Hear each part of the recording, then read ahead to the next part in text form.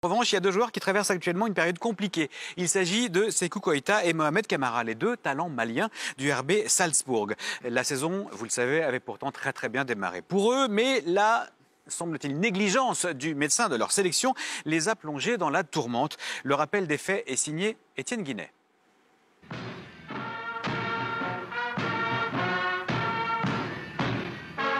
Quatrième journée des éliminatoires de la Coupe d'Afrique des Nations, le Mali réalise un match sérieux face aux Brave Warriors.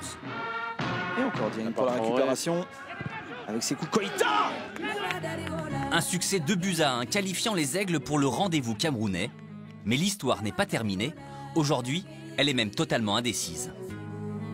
Et voilà pourquoi.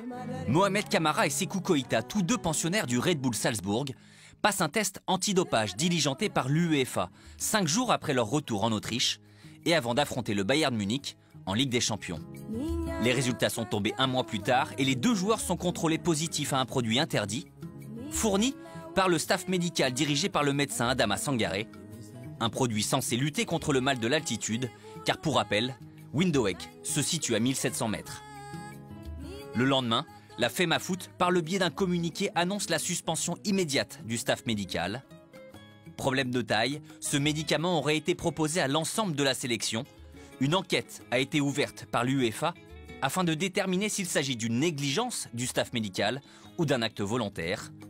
Koïta et Camara risquent-ils quelque chose? La qualification du Mali peut-elle être remise en cause? L'UEFA et la CAF doivent désormais trancher. Cédric, vous êtes évidemment proche des joueurs de la sélection malienne. Qu'est-ce que vous savez de cette histoire? Pas mal de choses, parce que j'ai échangé avec Mamoudou Touré, président de la fédération. J'ai échangé avec le médecin il y a quelques jours. Lui-même. J'ai échangé avec les conseillers des joueurs, avec Frédéric Kanouté aussi, qui s'occupe de Sékou Koïta.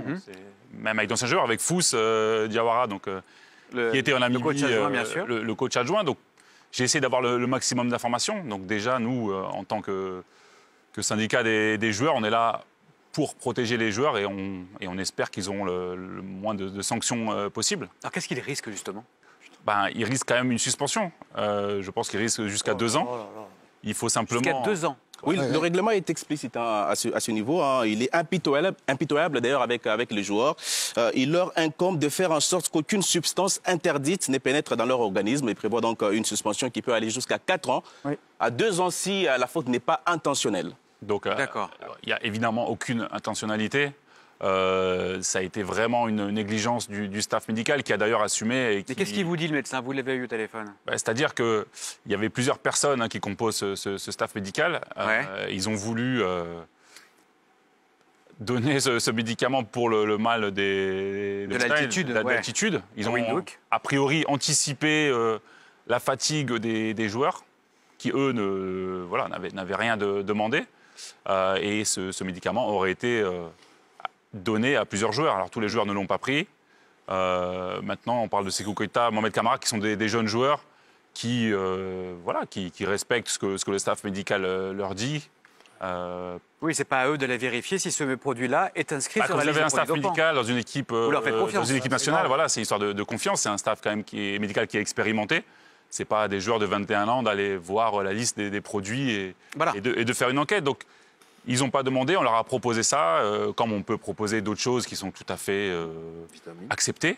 Et puis c'est un produit masquant en plus, c'est pas un produit dopant en tant que tel, c'est un produit a priori... Non, c'est un produit masquant dans la liste de l'AMA. Et a priori, c'est un produit qu'il faut prendre 3 fois avec une posologie bien spéciale. C'est un produit qu'on leur a donné qu'une fois, donc avec absolument aucun effet. Donc je pense que quand ils vont être face à l'UEFA... En plus, ça n'a servi à rien. Évidemment, ça ne servait à rien, en plus. Ouais. Donc, je pense que c'est ce qu'ils vont expliquer le 13, quand ils vont passer devant l'UEFA. Mais en tout cas, nous, à l'UFM, syndicat des joueurs, et à la FEMAFOOT, à la fédération, on espère vraiment que les joueurs seront disculpés parce qu'ils n'y sont pour rien.